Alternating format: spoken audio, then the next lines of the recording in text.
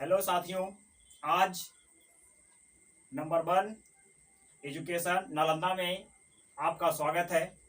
मैं आप लोग के क्लास 10th के लिए आज एक नया टॉपिक लेकर उपस्थित हुआ हूँ, जिसका नाम है प्रकाश का अपवर्तन। समय को देर ना करते हुए स्टार्ट करते हैं। प्रकाश का अपवर्तन। प्रकाश का अपवर्तन। प्रकाश का अपवर्तन क्या होता है? इसका परिभाषा होता है जब प्रकाश एक माध्यम से दूसरे माध्यम में प्रवेश करता है।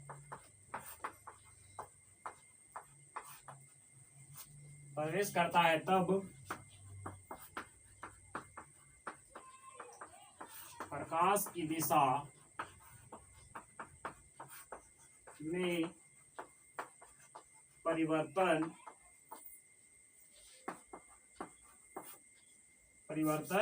होता है।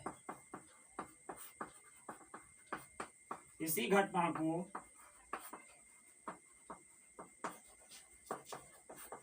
प्रकाश का अपवर्तन कहते हैं।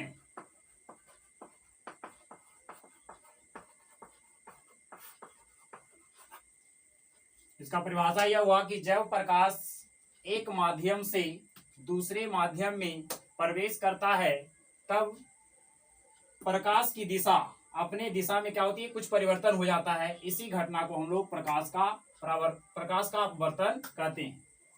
अब प्रकाश के अपवर्तन को एक चित्र के माध्यम से देखते हैं। कौन कौन से माध्यम में प्रकाश का अपवर्तन की घटना होती है। एक पारदर्शी माध्यम लेते हैं और एक जब प्रकाश की किरणें सीधी आती है, जब प्रकाश की किरणें कोई पारदर्शी माध्यम से सीधी आती है तो वह सीधा चला जाता है। लेकिन जब प्रकाश की किरणें तिरछी पड़ती है तब उसके परिवर्तन, यानी कि जब तिरछी पड़ती है तब उसके कुछ घटनाएं में कुछ परिवर्तन होता है। इसी परिवर्तन को हम लोग प्रकाश का अपवर्तन कहते हैं।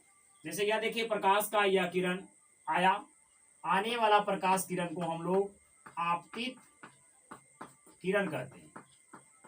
आपतित किरण कहते हैं। यह प्रकाश इस माध्यम में जाना चाहिए, लेकिन यह प्रकाश इस माध्यम में जाती है। कारण क्या है कि जब प्रकाश दो ही माध्यम एक होती है, एक सघन माध्यम से विरल माध्यम में जाती है, एक विरल से सघन माध्यम में जाती है। तो यह घटना है क्या, मान लिया यह हवा है और यह क्या है, कांच है। यह हवा हुआ जो विरल माध्यम है और यह कांच है जो सघन माध्यम है। यह नियम है कि प्रकाश के अपवर्तन में कि जब प्रकाश की किरणें तिरछी आती है यह तो आने के बाद वह अभिलंब की ओर मुड़ जाती है। मतलब कहने का अर्थ हुआ कि जब प्रकाश की किरणें विरल माध्यम से सघन माध्यम में प्रवेश करती है तब वह अभिलंब की ओर मुड़ जाती है। यह हमारे लिए एक अभिलंब का काम किया।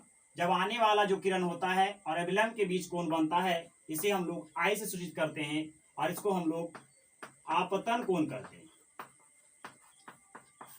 और जब यह प्रकाश पारदर्शी माध्यम से निकलती है तो वो भी एक कोण बनाती है। इसको हम लोग आर से सूचित करते हैं। इसको हम लोग अपवर्तन कोण कहते हैं।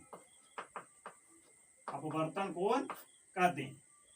यह हो गया प्रकाश जब विरल से सघन में प्रवेश किया तब यह घटनाएं घटती है। अब एक माध्यम और है, जब क्या जाएगा, सघन से विरल में जाए तब क्या घटनाएं घटेगी, उसको भी एक चित्र माध्यम से देखते हैं। एक पारदर्शी माध्यम लेंगे।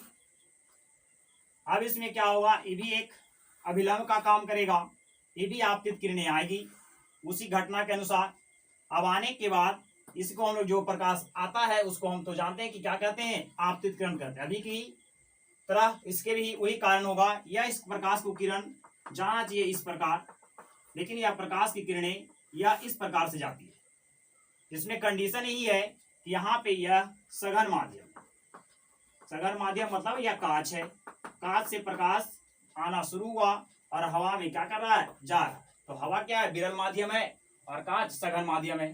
तो इसमें जब आएगा तो यह होना चाहिए, यह जाना चाहिए इस प्रकार से, प्रकाश की किरणें इस प्रकार से निकलना चाहिए, लेकिन यह प्रकाश की किरणें क्या होती है, अभिलंब से दूर हट जाती है। इसी घटना में इसी का नियम से अनुसार कहा जाता है कि जब प्रकाश की किरणें सघन से विरल में जाती है तो अभिलंब से दूर हट जाती है।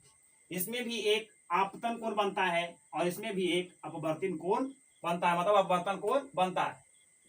आपतन कोण को आई से, अपवर्तन कोण को आर से इंडिकेट किया जाता है। और इसमें और भी इसको दर्शा सकते हैं, वो एन डैश से एक अभिलंब दर्शा दिए और इसको ए दर्शा दिए, इसको बी दर्शा दिए, तो क्या हो गया, ओ ए आपतित किरण हो गया, ओ बी क्या हो गया, निर्गत किरण हो गया। इसी माध्यम से यानी क्या हो गया। अब हम जानना चाहते हैं या इसको हम सीखेंगे कि अब क्या होती है, प्रकाश के अपवर्तन के कितने रूल होते हैं। प्रकाश के अपवर्तन के भी दो रूल होते हैं प्रकाश के परावर्तन की तरह।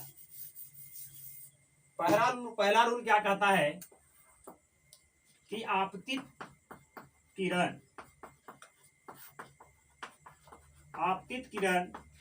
कौमा अपवर्तित किरण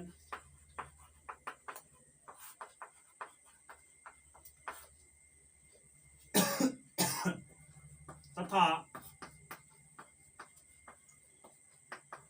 अपवर्तन अपवर्तित किरण तथा आपतन बिंदु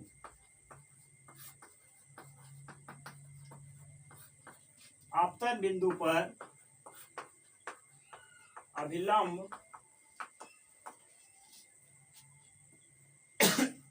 सभी एक ही समतल में होते हैं, सभी एक ही समतल में होते हैं, समतल में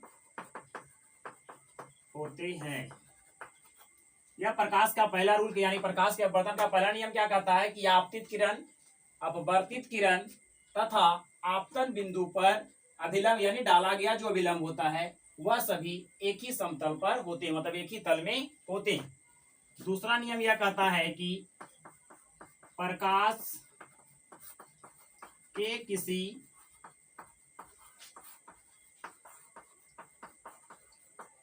विशेष रंग के लिए आपतन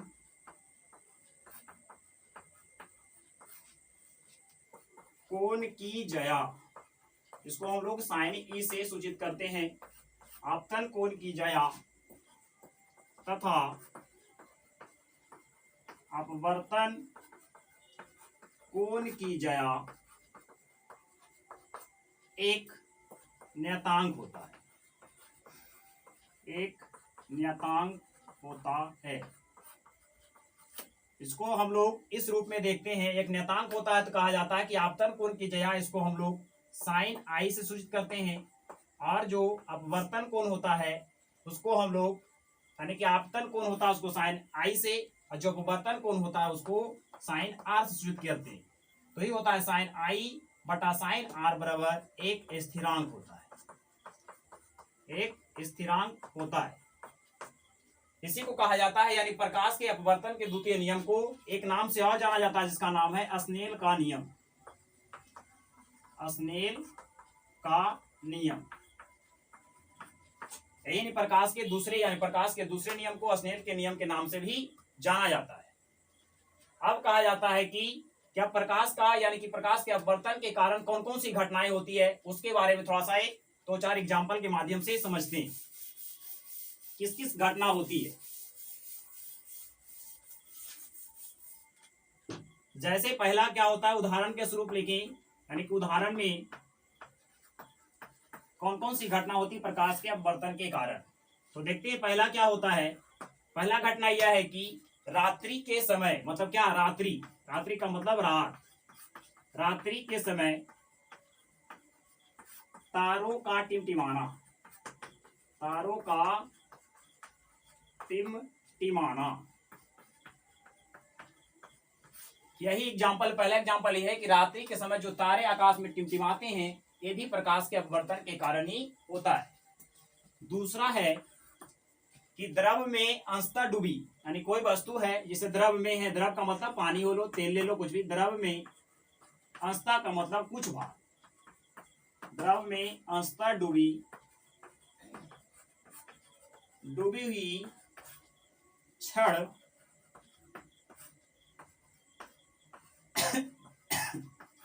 तिरछी प्रतीत होती है, तिरछी प्रतीत होती है। तीसरा एग्जांपल एक और ले लेते हैं। तालाब में मछली को जब हम देखते हैं, मछली को जब हम देखते हैं तो वह अपनी वास्तविक गहराई से ऊंची उठी हुई प्रतीत होती है, ऊंची उठी हुई प्रतीत होती है। मतलब कहा जाता है कि प्रकाश के अपवर्तन के कौन कौन से वैज्ञानिक उदाहरण है। पहला है कि रात्रि के समय जब तारों का रात्रि समय में प्रकाश के अपवर्तन के कारण होता है। द्रव में अंशतः डूबी हुई या कोई डूबी हुई जब वह देखिएगा तो वह क्या होगा, मतलब वह तिरछा प्रतीत होगा, मतलब टेढ़ी, यानी टेढ़ी दिखाई देती है। तीसरा है कि तालाब में जब मछली को हम देखते हैं, पड़ी हुई कोई मछली तालाब के नीचे में है, जब उसको हम देखेंगे ऊपर से तो वह क्या होता है, अपनी वास्तविक गहराई से कुछ ऊपर उठी हुई दिखाई पड़ती है। यही प्रकाश के अपवर्तन की 3 उदाहरण है। और सारे एग्जाम्पल है, लेकिन हम 3 उदाहरण लेके इसी को समझाना चाहते हैं कि देखिए यही प्रकाश के अपवर्तन के कारण घटनाएं होती है। आज के लिए यही क्लास को हम एंड करते हैं।